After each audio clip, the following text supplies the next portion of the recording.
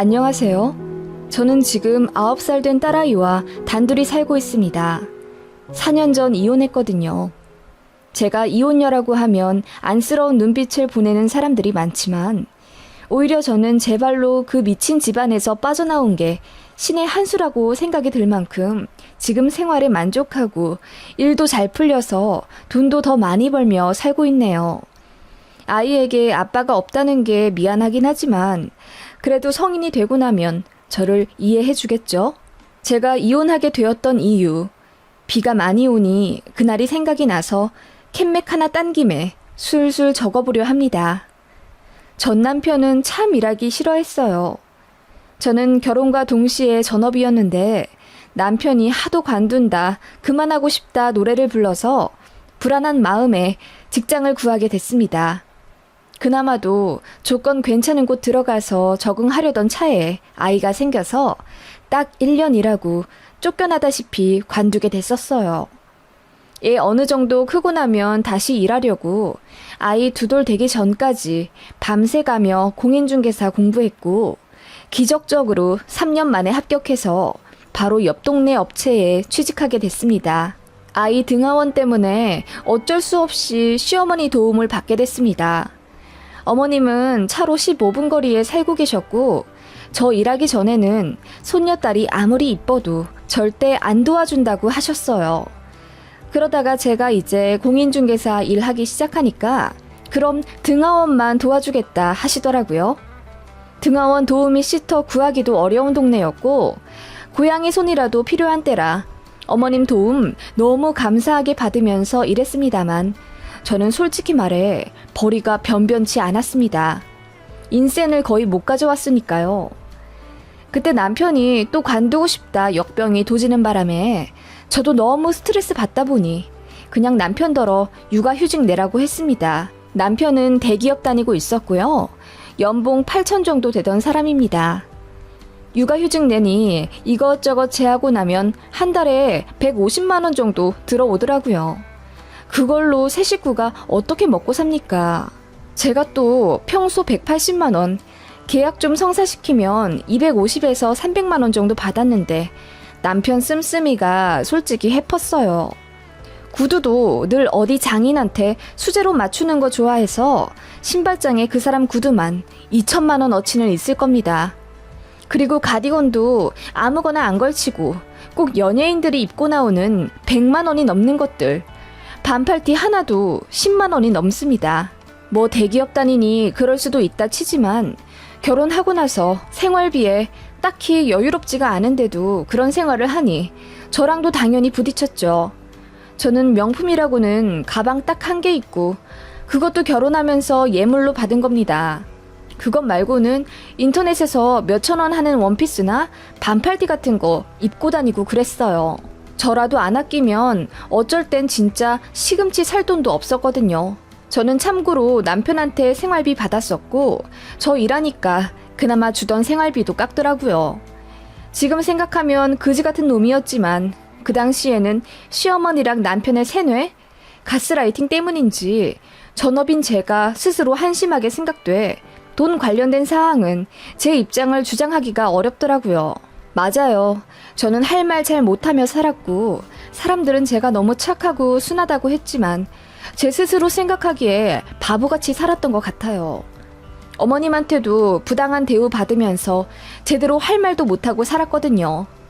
그럴 만도 한 게 시댁에서 신혼집을 해주시기도 했고 저는 친정에 기댈 수도 없었어요.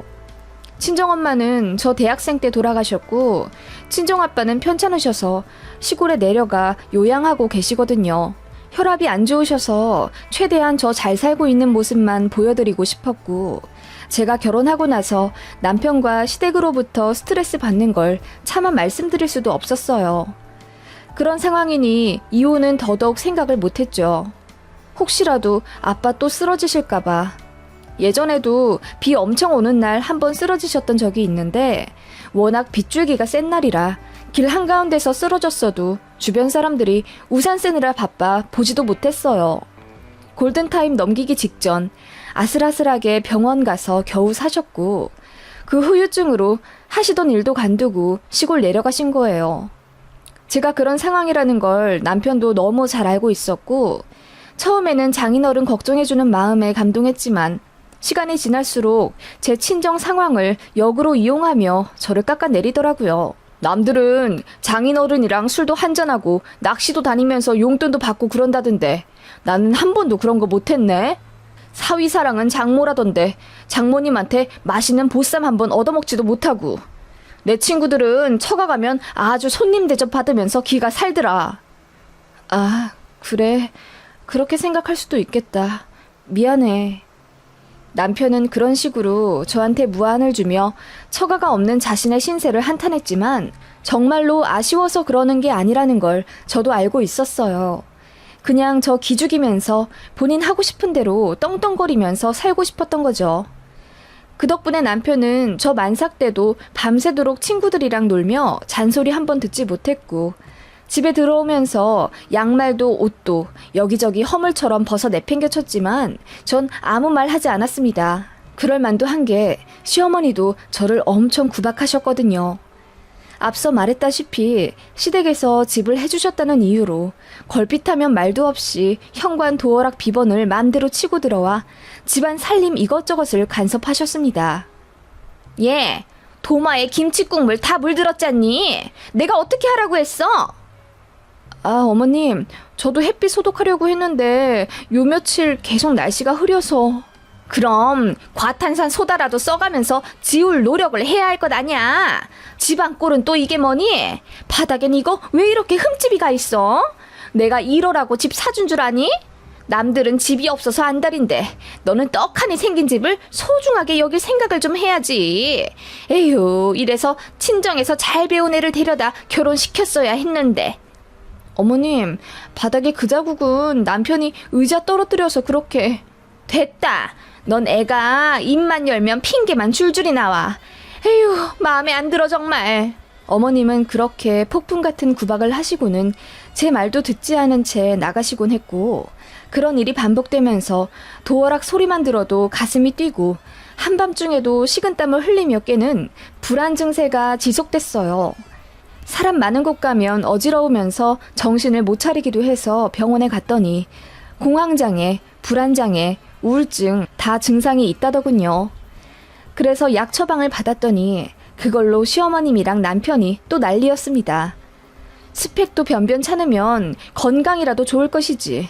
정신병자 다 됐다면서 저를 가운데 두고 둘이서 칼날 같은 말을 내뱉더라고요. 그리고 제가 정신을 차려야 아이도 잘 볼 수 있다는 선생님 말씀에 단뉘하고 약을 먹었더니 시어머니가 남들 다 하는 모유수유도 안 한다면서 저더러 엄마 자격도 없다고 엄청 뭐라 하시더군요. 그때가 제 아이 100일 되기 전이었고요. 저는 아이 키우는 내내 죽고 싶다는 생각을 겨우 참아가며 살았습니다. 그리고 남편이 계속 일 관두고 싶다고 노래를 불렀기도 했고 저도 저만의 성취감을 느끼고 싶어서 그때 공인중개사 시험을 준비했어요. 남편은 육아를 전혀 도와주지 않았기 때문에 아이 자는 시간에 저 홀로 밤새가며 공부했고 한 반년쯤은 하루에 3시간 정도 자면서 진짜 힘들게 살았어요. 그런 저를 보며 시어머님은 네가 그거 한다고 되겠니? 괜히 시간 낭비하지 말고 애 좀 키워놓으면 식당이라도 나가서 서빙하든지. 무슨 애 낳고 공부야 공부는. 너는 남편이랑 시댁 잘 만나서 팔자도 좋다. 라고 하시며 혀를 끌끌 찼고 남편도 저를 전혀 응원하지 않았어요. 시험이 붙을지 안 붙을지도 모르는데 벌써부터 맞벌이인 척 나한테 가사 육아 떠넘기려면 아예 공부도 하지 마. 너는 지금 1원 한 장 못 벌어오고 있어. 나한테 피해 안 주게 해. 라고 하더라고요. 그런 서름을 극복하고 이를 악물고 공부한 거고 아이 2돌 지나 결국 2차까지 합격했어요. 제가 공인중개사 됐다는 소식에 시어머니가 엄청 놀라시더라고요. 솔직히 통쾌했습니다. 매번 무시만 하셨으니까요. 그런 어머님께 제 아이 죽어도 맡기기 싫었지만 제가 아이 어린이집 등하원 도우미를 구하지 못하자 결국 어머님이 도와주신다고 해서 딱 아침 1시간, 오후 1시간 이렇게 봐주셨습니다. 당연히 돈도 드렸죠. 80만 원 요구하셔서 그렇게 해드리기로 했습니다.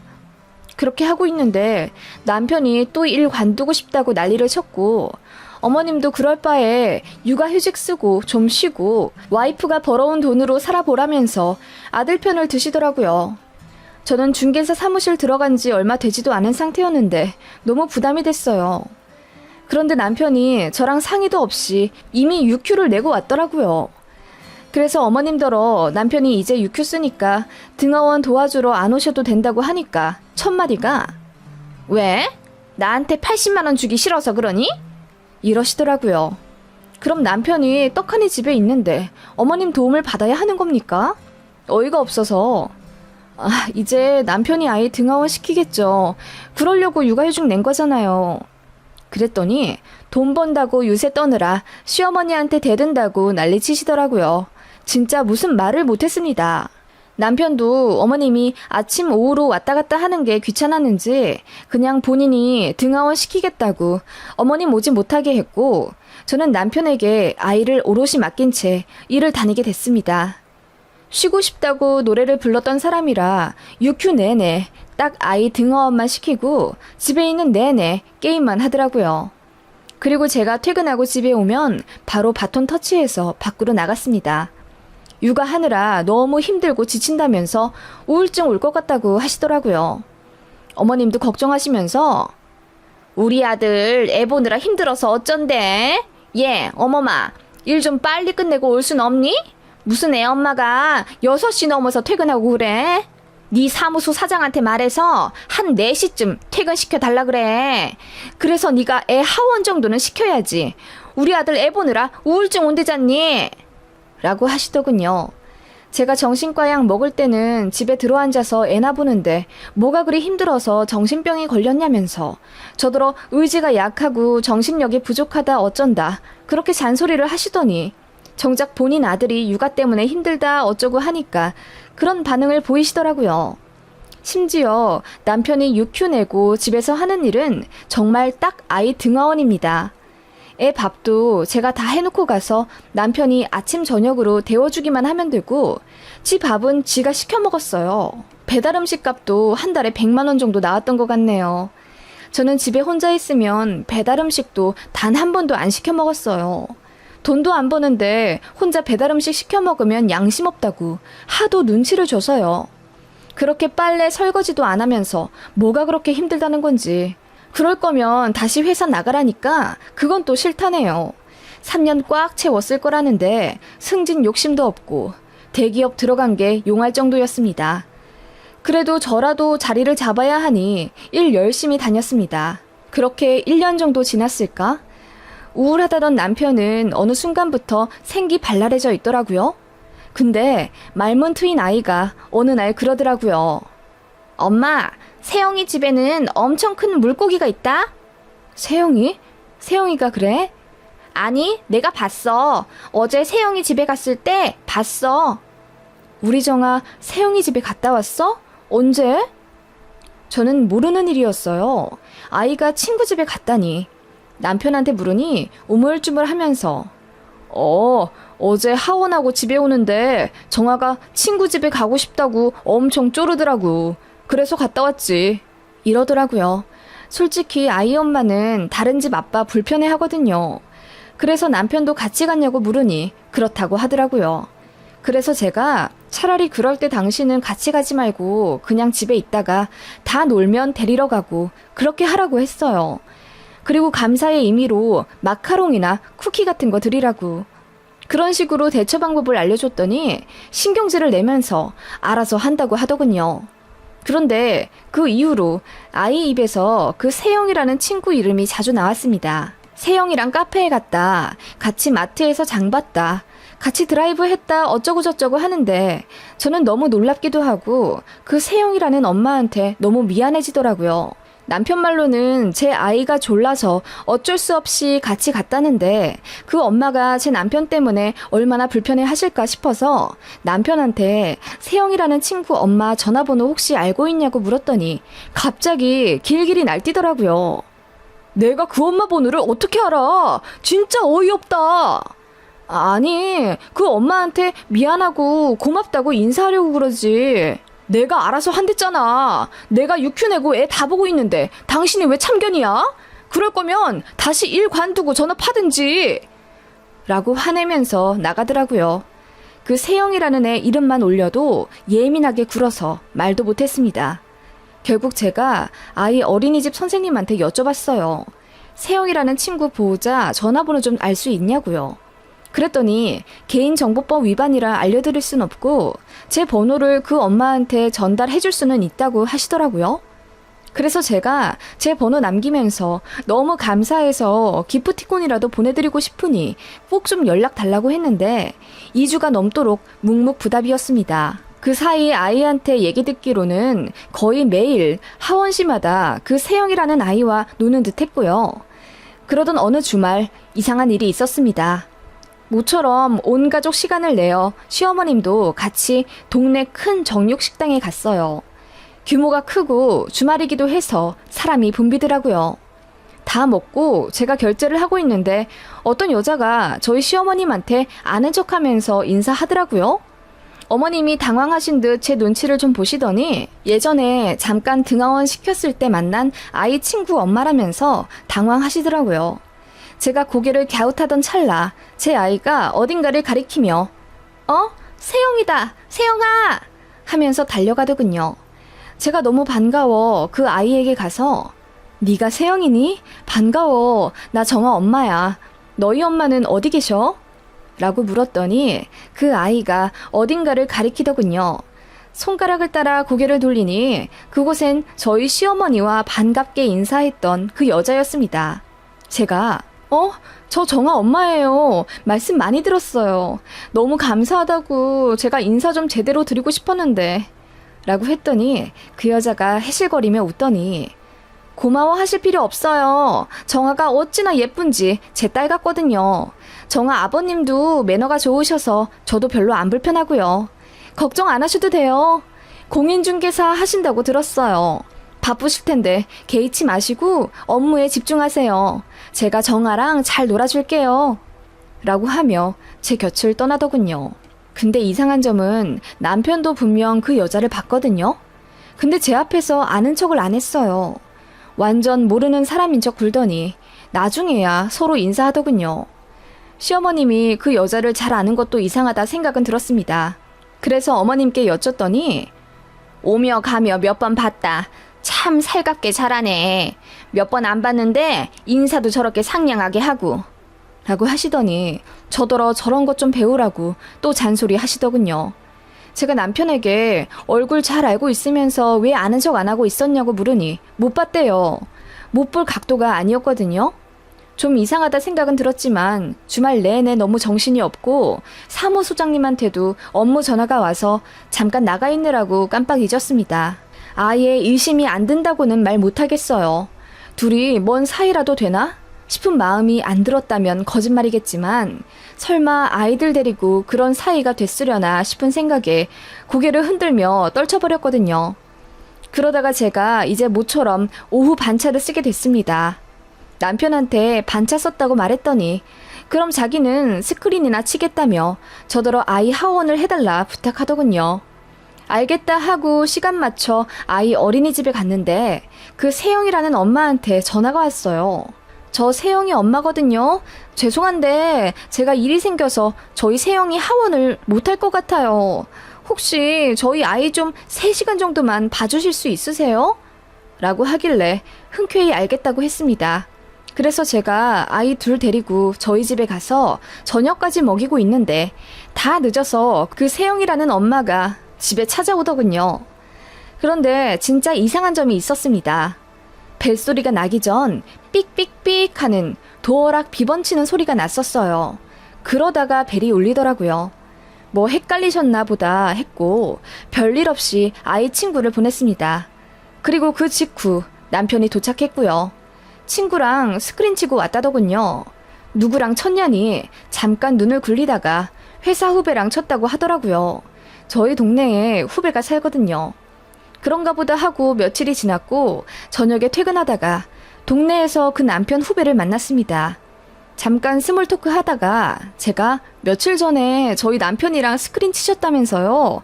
요즘도 종종 치세요? 라고 했더니 저 스크린 끊었는데요? 저 형이랑 마지막으로 친 게 1년도 넘어요.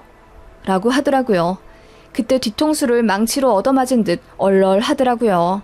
대충 웃으며 인사하고 돌아섰는데 그제야 남편의 요즘 수상한 행적이 제대로 떠오르더군요.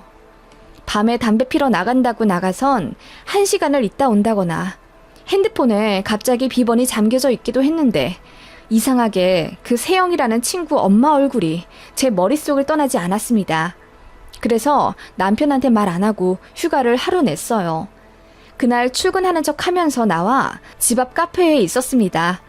9시쯤 남편이 아이 손을 잡고 등원시키는 게 보였고 바로 어린이집으로 갈 줄 알았는데 그 반대편으로 가더라고요.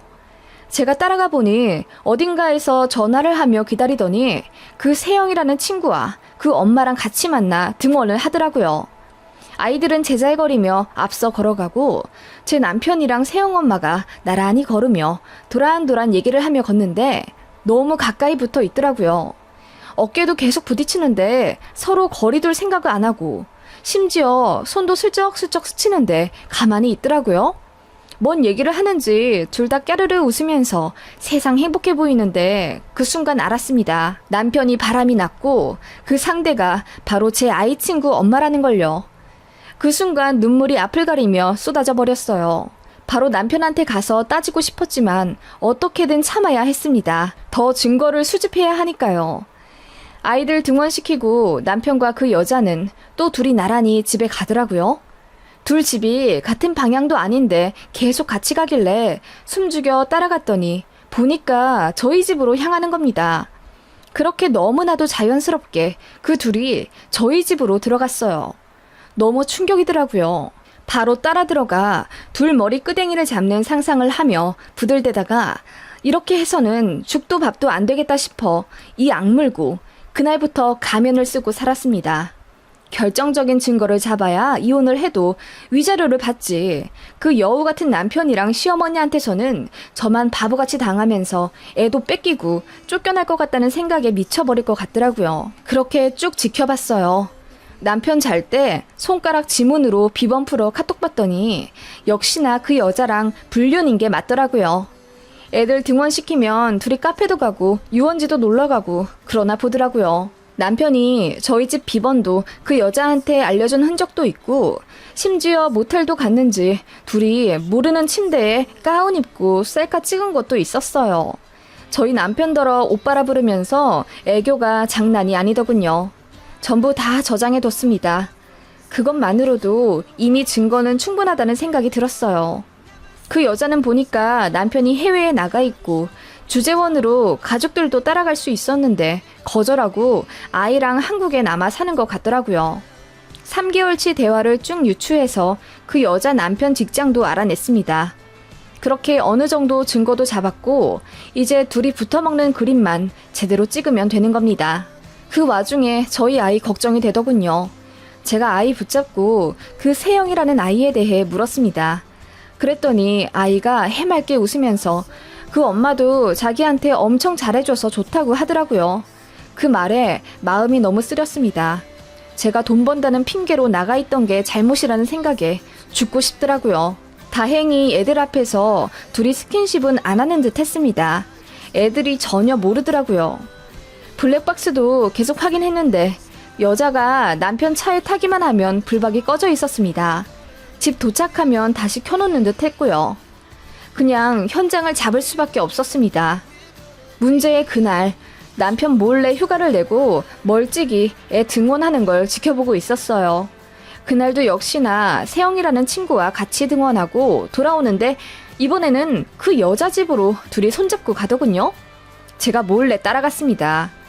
둘이 엘리베이터 타고 올라가는 층수를 확인하고 한숨 돌린 후 따라 올라갔습니다. 그 여자 집 찾는 건 어렵지 않았습니다. 현관 밖 물건들 중 분홍색 자전거에 세영이라는 이름이 붙어져 있었거든요. 제가 심호흡을 하고 벨을 눌렀어요.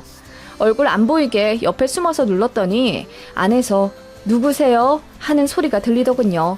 그런데 목소리가 젊은 여자가 아니었습니다. 나이 많은 할머니 목소리길래 의아하더라고요. 이윽고 문이 열렸고 제가 잽싸게 문을 잡아 얼굴부터 들이밀었습니다. 그 순간 제 앞에 대면한 사람은 놀랍게도 저희 시어머니였습니다. 저는 기절초풍할 지경이었죠. 어머님이 왜 여기 계시는 거지?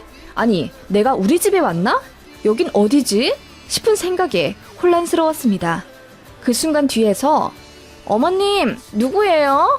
라는 여자 소리가 들렸고 바로 옆에 편안한 잠옷 차림으로 서 있는 제 남편이 보였습니다. 둘이 소리를 지르며 경악하더군요. 어머님도 너무 놀라 아무 말 못한 채 제 얼굴만 눈을 동그랗게 뜨며 바라보셨습니다. 지금 두 분 여기서 뭐 하고 있어요? 라고 물으니 셋 다 아무 말 못하더군요. 전 그때 카메라 녹화 기능으로 해놓고 쳐들어간 거였거든요.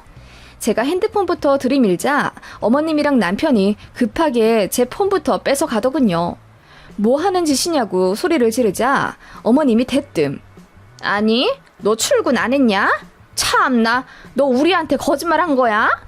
라고 하는데 헛웃음이 나더군요.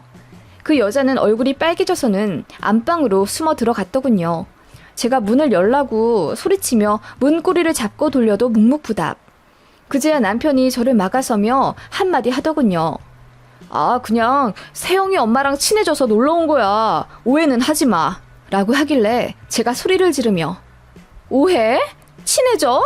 얼마나 친해졌으면 남의 집에서 잠옷으로 갈아입고 시간만 나면 둘이 모텔도 다녀. 라고 했더니 시모와 남편이 기절할 듯 놀라더군요. 그러면서 저더러 정신병이 도져서 소설 쓴다 하더군요. 제가 지금까지 본 거 다 말했습니다. 둘이 손잡는 것도 봤고 카톡 대화하는 것도 다 봤고 전부 다 알고 있다고 사실대로 말하라고 소리를 지르니까 시어머니가 사이를 막으며 너 어디다 대고 소리 지르니? 그만했으면 나가자. 내가 나가서 다 설명할 테니. 라고 하시길래 지금 설명하라고 했습니다. 집안 둘러보니까 어머님이 밥을 차리고 계시는 것 같더라고요. 진짜 황당했습니다.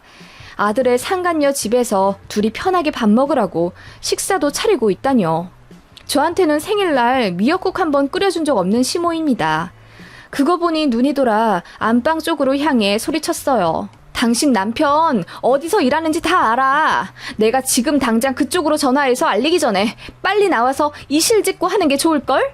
이라고 했더니 잠시 후 여자가 눈물을 펑펑 쏟으며 나오더군요. 그러더니 제발 지 남편한테는 알리지 말아달라며 무릎을 꿇더군요. 그거 보고 남편이랑 시모도 당황해선 뒤로 물러났고요. 그제야 갑을 관계 위치가 바뀌었습니다. 제가 외쳤습니다. 셋 다 무릎 꿇어. 지금 안 꿇으면 바로 전화기 들 테니. 라고 했더니 남편이 바로 꿇더라고요. 어머님은 꼿꼿이 서 계시길래 제가 한 번 더 말했습니다. 제대로 동네 망신 시켜드려요? 네? 라고 했더니 우물쭈물 하시며 어머님도 무릎을 꿇으시더군요. 그 모습 보니 미친년처럼 웃음이 나더라고요. 제가 깔깔 웃으며 지금 셋이 뭐하고 있는 거냐 물으니 순순히 대답해 주더군요. 둘이 눈 맞은 지는 1년 좀 안 됐다고 하더라고요. 남편이 먼저 그 여자한테 다가가서 애 핑계로 번호 주고받고 기프티콘도 주면서 환심을 샀대요. 그러면서 그 여자도 마침 외로웠던 차에 멀끔하게 차려입은 제 남편이 다가오니 좋다고 받아들였고 그렇게 연애, 아니 불륜질을 했던 겁니다. 어머님은 언제부터 알고 계셨냐고 했더니 거의 처음부터 아셨대요. 남편이 종종 애들 하원을 어머님께 맡겼다더군요. 저한테도 그랬던 것처럼 애들을 맡겨놓고 지들끼리 놀러 간 거예요. 모텔 간 거겠죠 뭐. 그 말 들으니 현실감이 느껴지지가 않더라고요. 황당해서 한숨만 쉬고 있으니 남편이 슬그머니 일어나 제 손을 잡으며 한 번만 용서해달라고 하더군요. 제가 싸대기를 날려버렸습니다. 남편 안경도 날아가더군요. 시모가 놀라 뭐 하는 짓이냐고 저를 밀치길래 저도 바로 식탁에 있던 찬물을 어머님 얼굴에 뿌려버렸습니다. 냉수 먹고 정신 차리세요. 사람 하나 바보 만들고 농락하는 거 참 쉽죠? 근데 어떡해요? 이제부터 쉬운 거 하나도 없을걸요? 제가 무슨 일이 있어도 당신들 지옥으로 쳐넣을 거거든요. 라고 하며 스마트폰을 들고 일어나려 하니 남편이 거기 증거가 다 있는 줄 알고 필사적으로 막더라고요. 그러더니 베란다 밖으로 제 폰을 던져버리는 겁니다. 증거 있어? 내가 좋게 넘어가자고 용서해달라고 할 때 내 말 들었어야지. 나도 못 참아. 너랑 이혼하고 이 여자랑 재혼할 거야. 우리 엄마한테도 얼마나 싹싹하게 잘하는데 나 애 보느라 우울했을 때 이 여자 만나서 얼마나 살 것 같았다고. 그래서 엄마가 너 같은 것보다 세영이 엄마 더 좋아하셔. 그러니까 이렇게 밥도 차려주지. 너 같은 거 필요 없어. 정아두고 꺼져버려. 이러더군요. 제가 그 여자 얼굴 보니 그 여자는 전혀 그럴 생각이 없어 보였습니다. 제가 깔깔 웃었어요. 응, 그럼 어디 한번 새살림 제대로 차려봐. 내가 저 여자 남편분 잘 설득해 드릴 테니. 하고 나가려 하자 그 여자가 울고불고 제 바지가랑이를 잡으며 빌더라고요. 안 돼요. 저 이혼 절대 안 돼요. 제발 한 번만 봐주세요. 라고 하는데 제 남편도 당황해서는 뭐야, 우리 재혼도 얘기했잖아. 당신 세용이 아빠 정 떨어졌다며. 이혼하고 싶다며. 라고 그 여자를 붙잡더군요. 참 재밌는 꼴이었습니다. 저는 깔깔 웃으며 그 집을 나와버렸죠. 그리고 주머니에서 녹음기를 꺼내서 바로 변호사 사무실로 찾아갔습니다. 모든 증거는 이미 클라우드에 저장되어 있었어요. 저도 이혼 준비하느라고 변호사 선임해둔 상태였거든요. 제가 모은 증거들은 모두 유효했고요. 바로 소송 준비했습니다. 그 와중에 남편은 그 여자한테 차인 모양이더라고요. 그 여자한테 제 남편은 그저 엔조이였고 재혼할 생각도 없었는데 남편 혼자 김칫국 마시고 있었던 겁니다. 낙동강 오리알된 남편은 심호대동에서 제 앞에 나타나 무릎 꿇고 손발을 싹싹 빌었어요. 제발 한 번만 봐달라. 자기가 미쳤었다. 어쩌고 저쩌고 지랄하는 거 꼴 좋다고 웃으며 바라봤어요. 아주 모멸감 들게요. 그렇게 소송이 시작됐고 결과는 당연히 제가 승소했어요. 그동안 시댁과 남편 때문에 스트레스 받았던 것, 아이들 앞에서 불륜한 점이 너무 질라진 죄질인데다 시모까지 합세한 점이 남편 쪽에 너무나도 불리했고 결국 위자료 3천만 원에 양육비 매달 150만 원 받으며 끝났습니다. 그걸로는 만족할 수 없었어요. 그 여자 남편한테 가서 모조리 다 말했습니다. 제가 수집한 증거도 전부 이메일로 보내줬고요. 그 남자 외국에서 득달같이 달려와 그 여자 뺨부터 내리쳤다더군요. 그리고 바로 이혼당한 모양이었어요. 애도 빼앗기고 빈털터리로요. 저는 남편 회사에도 다 소문냈어요. 유큐 내서 한 짓이라고는 애 어린이집 친구 엄마랑 바람나서 이혼했다고요. 남편 회사 커뮤니티에 글도 올라왔대요. 전 남편은 이혼하면서 양육권도 없어졌기 때문에 바로 회사에 복귀해야 했고 얼굴이 팔려서 제대로 업무도 못했다더군요. 그래서 바로 관뒀대요. 지가 바라던 대로 회사 관둔 겁니다. 그 두 년놈들은 이제 서로 자유로운 몸이 되었는데도 안 만나고 둘이 미친 듯이 싸우다가 갈라졌대요. 스릴이 없으니 이제 서로에게 흥미도 떨어졌고 중요한 건 그 여자도 제 남편을 속였기 때문에 결과적으로 제 남편은 2번 버림받은 꼴이죠. 꼴 좋더라고요. 시모는 지 아들이 그렇게 되니 화병 나서 쓰러졌다고 하고요. 제 알 바 아니죠. 이혼하고 나서 저는 바로 아이 데리고 타 지역으로 이사 갔어요. 거기서 운 좋게 개발 지역 쪽 사무실로 취직해서 계약 잘 따내며 일하고 지금까지 살고 있어요. 아이는 어느새 초등학생이 되었고 처음엔 아빠랑 떨어져서 살게 된 것에 적응이 안 됐는지 속상해 하더니 이곳에서 친구들 많이 사귀며 극복한 모양이에요. 저도 더 노력했습니다. 아이 친구 엄마들 어렵다는 이유로 놀이터도 잘 안 갔는데 이제 제가 더 나서서 아이 친구들 집에 초대도 하고 엄마들이랑 친하게 지내고 그래요. 지금은 아이와 저 둘이 서로 의지하며 너무나도 행복하게 잘 살고 있고요. 저도 이혼 전보다 100배는 더 많이 웃게 되는 것 같아요. 덩달아 아이도 행복해 하고요. 그렇게 지옥에서 벗어났습니다. 참 기가 막힌 이야기죠? 세상엔 참 뻔뻔한 사람들이 많다는 걸 다시금 깨닫게 된 지난 날들이었습니다. 안녕하세요. 저는 모 증권회사 다니고 있는 30대 중반 서울 사는 여자입니다. 인터넷이나 유튜브 보면 참 사기 결혼 당하는 사람들이 많은데 솔직히 바보같이 왜 속고 있나 그런 생각을 했어요. 저도 나름 명문대 출신에 연봉도 또래에 비해 꽤 높은 편이라 스스로 똑똑하고 야무지다고 자신했었나 봐요. 그런데 사람 속는 거 한순간이더라고요. 누군가는 결혼까지 안 간 게 천만다행이라고 하고 저의 파혼이 축하받을 만한 일이라고 해요. 저도 머리로는 그렇게 생각하지만 씁쓸한 건 어쩔 수 없나 봐요. 그 사람을 만난 건 소개팅이었고 첫 만남부터 얘기도 잘 통해서 서로가 인연이라고 생각하며 교제했습니다. 전 남친, 아니 이 글에서는 그냥 편의상 남친이라고 호칭할게요. 남친도 명문대 나와서 대기업 다니다가 저랑 사귈 때쯤엔 모 스타트업 회사에 들어가 바로 이사 자리에 들어간 사람입니다. 말솜씨와 센스도 좋고 머리도 좋은 사람이라 능력해라는 별명도 있었어요. 그렇게 저랑 2년 정도 연애하는 동안 남친은 저를 호텔도 데려가주고 미슐랭 맛집이며 커피 한 잔에 4, 5만 원 하는 고급 라운지도 데려다 줄 정도로 저한테 지극정성이었어요. 저 역시 그런 사람한테 참 잘했고 그렇게 서로 애정을 쌓아가는 동안 저희 집에서 먼저 결혼 얘기가 나왔습니다. 제가 나이도 있고 제 남동생도 오래 만난 사람이 있었거든요. 남친도 저랑 결혼을 하고 싶어 했고 마침 남친의 집에서도 저를 보고 싶어 한다길래 인사를 하러 갔습니다. 남친은 아버지가 안 계세요. 남친이 성인 되기 전에 이혼하셨다고 했고 남친 아버지는 사업 때문에 동남아 쪽 여기저기 돌아다니신다고 들었습니다. 연락도 잘 안 된 지 오래고 남친이 추측하기로는 아버지가 새 살림 차리시고 외국에 아이도 있는 것 같다고 하더라고요. 사실상 남친은 홀 어머니 계시는 거나 다름이 없었어요. 남친 어머니는 경기권 아파트에서 혼자 살고 계셨고요.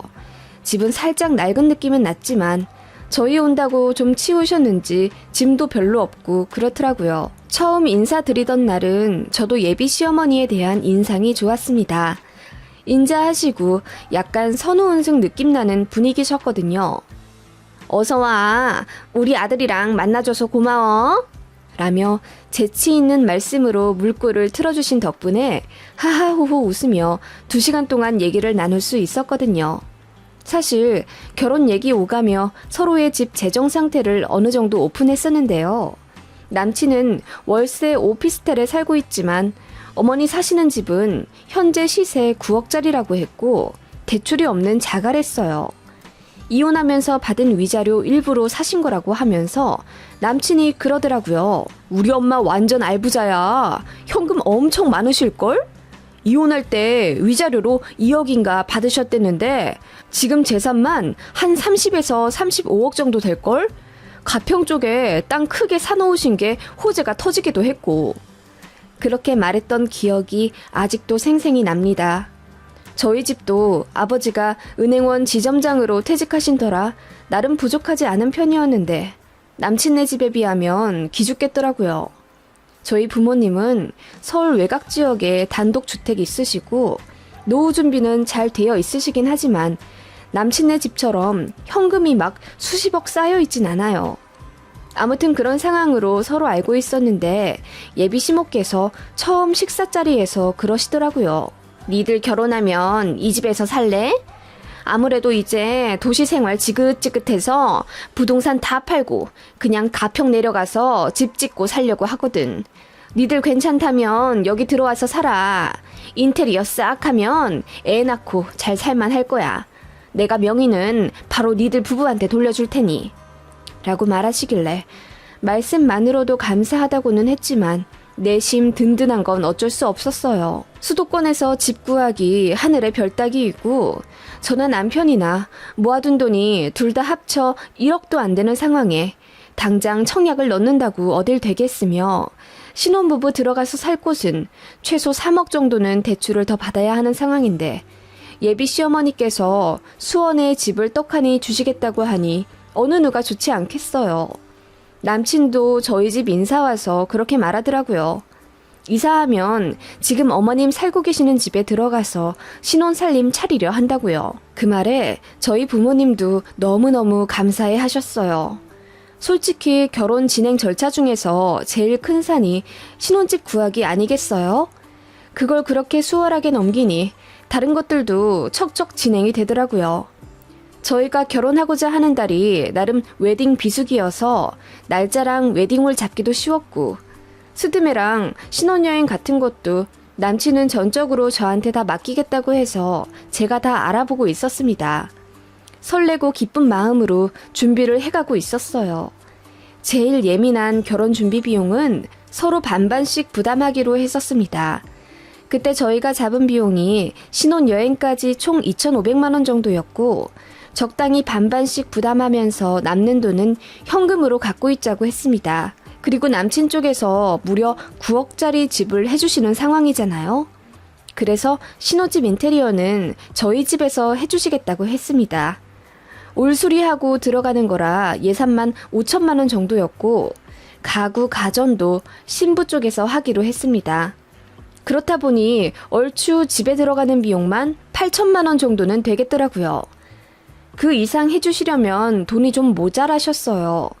저희 집은 예비 시댁과는 다르게 솔직히 현금이 그렇게 많지가 않은 상황이었고, 남동생까지 내년에 결혼 예정이라 저희 친정에서 대출까지 생각하시더라고요. 저는 그런 점이 사실 마음에 좀 걸렸습니다. 서로 좋아서 하는 결혼인데 형편에 맞게 해가야 하지 않나 싶어서요. 그래서 제가 친정집에서 대출까지 하면서 맏딸 결혼시키려 하시는 게 죄송하다고 남친에게 말했더니, 남친도 같은 생각이라면서 서로 형편에 맞게 해가는 거라며 고맙게도 제 뜻에 맞춰주더라고요. 그래서 친정에서는 예물 예당까지 딱 1억 맞춰 해주시기로 결정났습니다. 그렇게 예비 시어머니께 남친이 말씀을 드리기로 했어요. 신부 쪽에서 최대한 해줄 수 있는 게 1억 정도라고요. 솔직히 1억. 말이 쉽지. 엄청 큰 돈이잖아요. 잘 사는 집들은 양가에서 지원해주시는 돈이 억대라지만 어디 평범한 사람들은 그게 쉽나요? 제 주변에서도 1억 해가는 친구들 없습니다. 물론 9억짜리 신혼집을 받고 시작하는 친구들도 없었고요. 아무튼 저희는 그게 최선이었고, 남친이 잘 말씀드려주기를 바랐어요. 그리고 예비 시어머니께서 이해를 해주실 거라고 생각했습니다. 그런데 돌아온 답변은 너무 놀라웠어요. 남친이 기죽은 표정으로 저에게 말하더라고요. 우리 엄마가 최소 2억 정도는 며느리 집에서 해주셔야 한다고 하네. 집이 9억짜린데 어떻게 1억만 해와줄 수 있냐면서. 인테리어도 우리 엄마가 알아본 업체로는 견적받았을 땐 최소 8천만 원 정도 나온다고 했다던데, 어디 싸구려 자재만 놓고 대충 하려는 거 아니냐면서 우리 엄마가 많이 언짢아 하시더라고. 그래? 나도 알아본 건데 24평에 5천만 원 정도 견적이면 꽤 괜찮았거든? 자재도 튼튼하고 등급 좋은 걸로만 알아보셨어. 이상하네.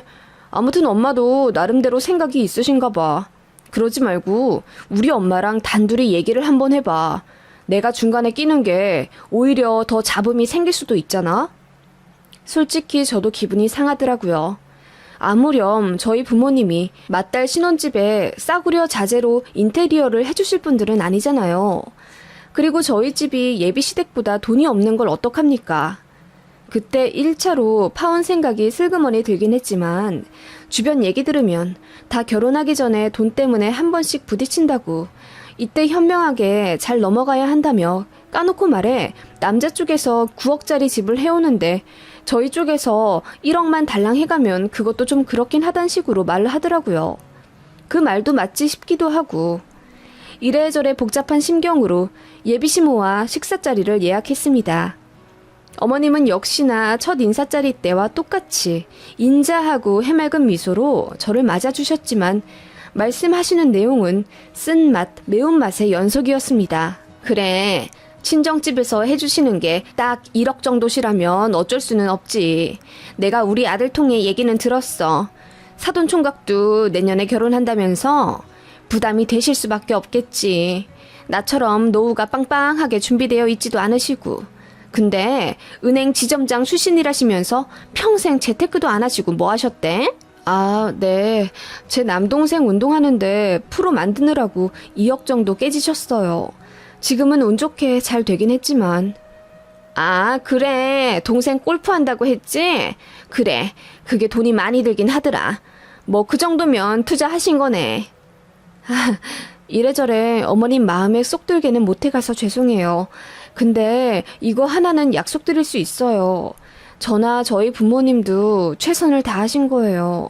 요새 신혼부부 중에 처음부터 대출 안 받고 집부터 덥석받아 쉽게 시작하는 사람들이 어딨겠어요. 저도 그거 정말 진심으로 감사하게 생각하고 있고요. 다만 무리하면서까지 결혼을 할 수 없는 저희 집 사정도 좀 양해 부탁드릴게요.